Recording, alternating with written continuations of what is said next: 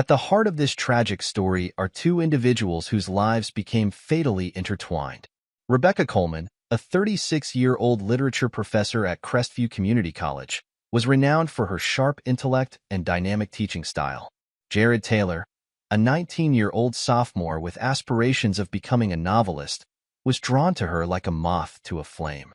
What started as an innocent mentorship twisted into a deadly game of manipulation and obsession, ending in murder.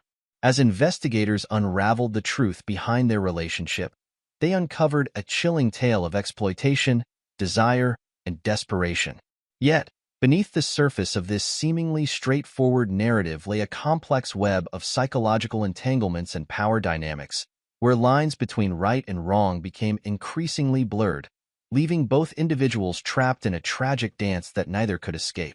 Rebecca Coleman's journey to Crestview was marked by academic success but personal turmoil. Born to middle-class parents in New York, Rebecca was a prodigy from a young age, devouring books as an escape from a tumultuous home life. Her father, a stern lawyer, and her mother, a troubled artist, provided little emotional support, driving Rebecca to excel academically. After skipping 2 grades, she entered Columbia University, where she discovered her love for literature. However, an affair with her married thesis advisor at Princeton, where she pursued her PhD, derailed her promising career. The scandal forced Rebecca to retreat to the quieter, more obscure Crestview Community College, where she rebuilt her reputation as a brilliant but enigmatic professor. Yet, beneath the surface, she was haunted by her past and a deep-seated need for validation. In her early years at Crestview, Rebecca struggled with feelings of isolation and resentment, harboring a deep bitterness towards the academic world that had once celebrated and then shunned her. She threw herself into her teaching, using her classes as a stage to regain the adoration she had lost. But this only deepened her internal conflict. The more she excelled at Crestview, the more she felt trapped in what she perceived as a backwater institution, far from the Ivy League halls she once aspired to dominate.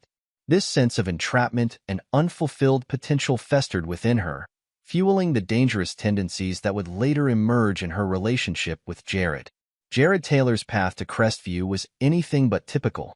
Growing up in a working-class neighborhood, Jared was the youngest of 3 children in a family that struggled to make ends meet. His father worked as a mechanic, while his mother cleaned houses to support the family. From an early age, Jared found solace in writing, often losing himself in the stories he penned in old notebooks. While his siblings excelled in sports and trades, Jared was the dreamer. High school was a mix of highs and lows, brilliant in English but failing in math and science. His dreams of attending a prestigious university were dashed by mediocre grades and low test scores. Crestview became his second chance, a place where he could nurture his literary ambitions. However, beneath his quiet exterior lay a young man desperate for recognition and acceptance, making him the perfect prey for Rebecca's manipulation. Despite his outward calm and quiet demeanor, Jared was constantly battling an inner storm of self-doubt and insecurity, feeling the weight of his family's expectations and his own desire to escape the limitations of his upbringing, which made him especially vulnerable to the kind of attention Rebecca would soon give him. The first day of Creative Writing 301 marked a turning point for both Rebecca and Jared, though neither could have foreseen the tragedy that would unfold. Rebecca, always impeccably dressed, surveyed her new students with a critical eye. Her gaze lingered on Jared, who sat nervously in the back, his fingers fidgeting with a pen. When she began her lecture on the power of storytelling, Jared felt an instant connection. Her words resonated deeply with him, igniting a passion for writing that had long been buried. After class, Rebecca approached Jared, intrigued by his insightful comments on Hemingway. She encouraged him to submit his work to the college's literary magazine, a suggestion that filled Jared with pride and excitement. This small gesture was the beginning of what would become a dangerously close relationship. From that moment, Jared's world began to revolve around Rebecca's approval, and each compliment she paid him only deepened his resolve to prove himself worthy of her attention, unaware that he was stepping into a web carefully spun to entrap him.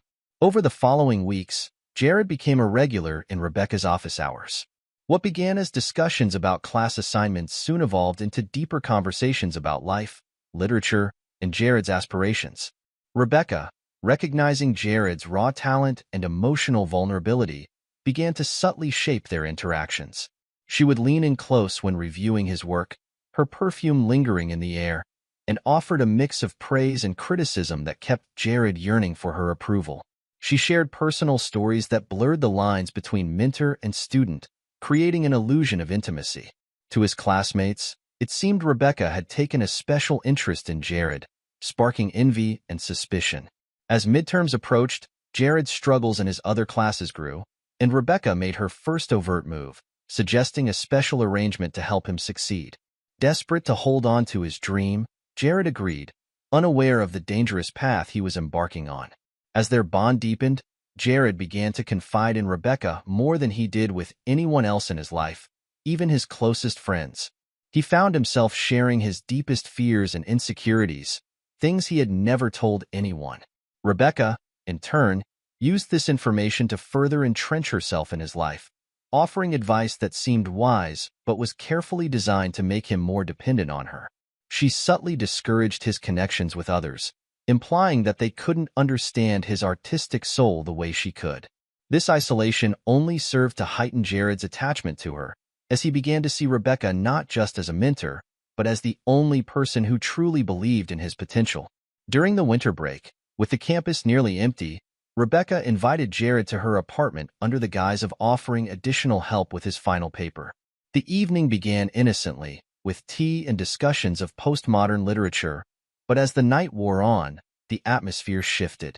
Rebecca shared more about her troubled past, portraying herself as a misunderstood genius. Jared, in awe of her intellect and captivated by her vulnerability, found himself drawn closer. When their hands brushed, the electricity between them was undeniable. What followed was a physical relationship that crossed all professional boundaries. Jared, overwhelmed by the intimacy and the attention from a woman he idolized, became further entangled in Rebecca's web. Meanwhile, Rebecca saw Jared as both a protege and a way to reclaim the passion she felt slipping away. The affair not only filled a void in Rebecca's life, but also fueled her desperate need to feel desired and powerful, while for Jared, it became a consuming obsession that distorted his sense of reality and self-worth. As the spring semester began, the affair intensified. Secret meetings in Rebecca's office became weekends away in remote inns.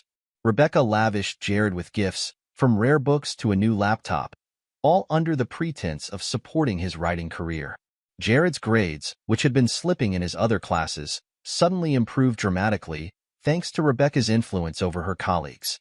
She promised to help him secure a spot in an MFA program, further binding him to her. However, as Jared became more dependent on Rebecca, his anxiety grew. The initial thrill of their relationship gave way to guilt and fear of being discovered. His writing, once vibrant and original, now mimicked Rebecca's style, and he found himself increasingly isolated from his friends.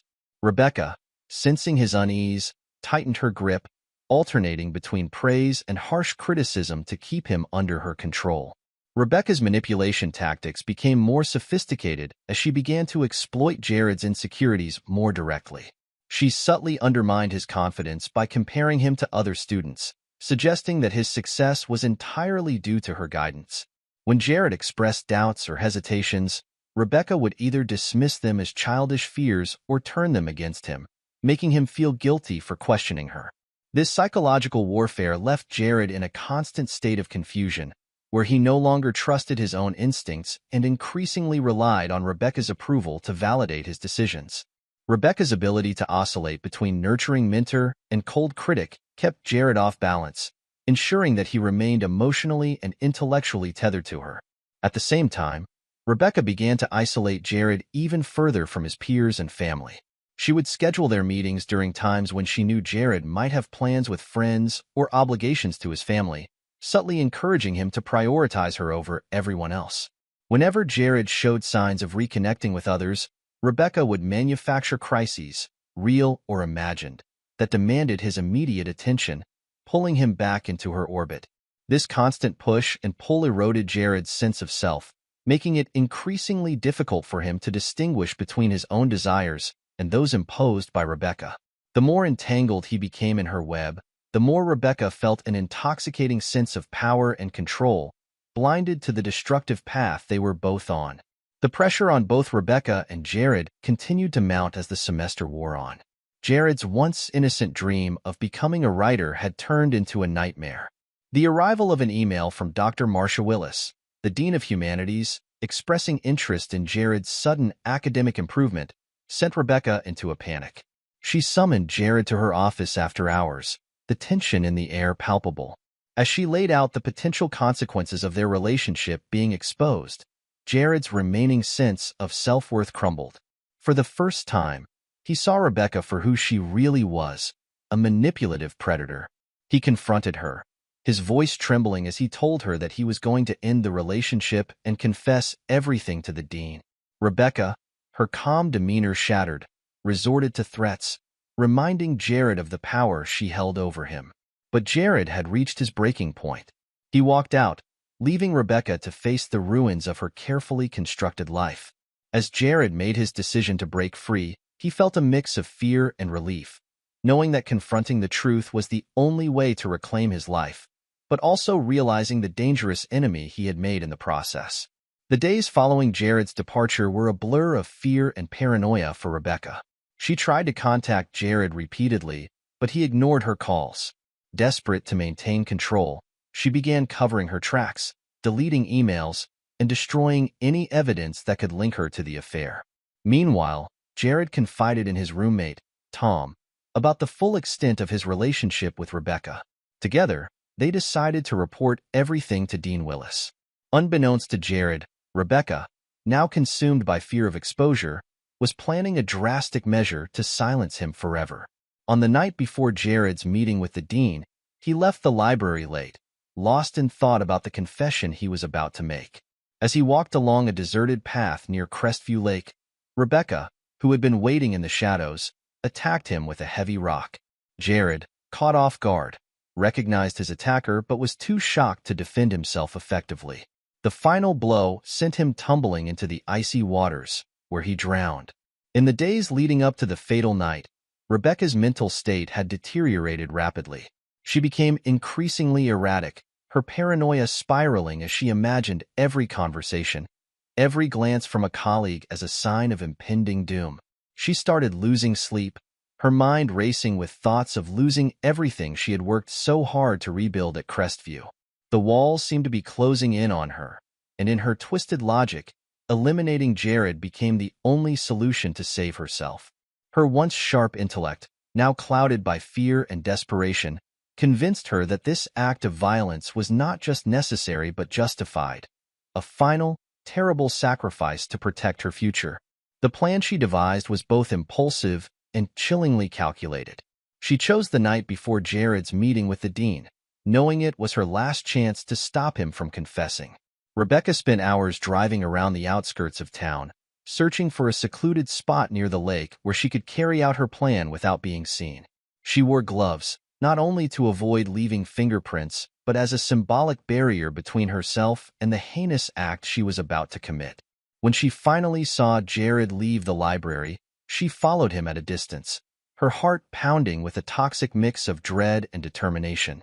As she raised the rock to strike, all the memories of their relationship flashed before her eyes, but it was too late to turn back. The moment Jared's body hit the water, Rebecca was left standing in the darkness, the weight of her crime sinking in like the stones she used to ensure his body would never resurface.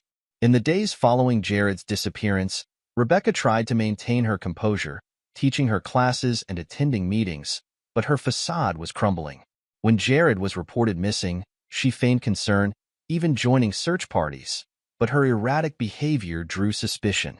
The discovery of Jared's body in Crestview Lake, coupled with incriminating evidence, security footage, forensic analysis, and Jared's journal, quickly led investigators to Rebecca. The once respected professor was arrested, and under intense interrogation, she confessed to the murder, revealing the full extent of her manipulation and desperation. The trial was swift, with overwhelming evidence leading to her conviction. Rebecca was sentenced to life in prison without parole. The tragedy left an indelible mark on Crestview Community College, leading to sweeping reforms in faculty-student interactions and a somber reminder of the dangers of unchecked power and trust betrayed.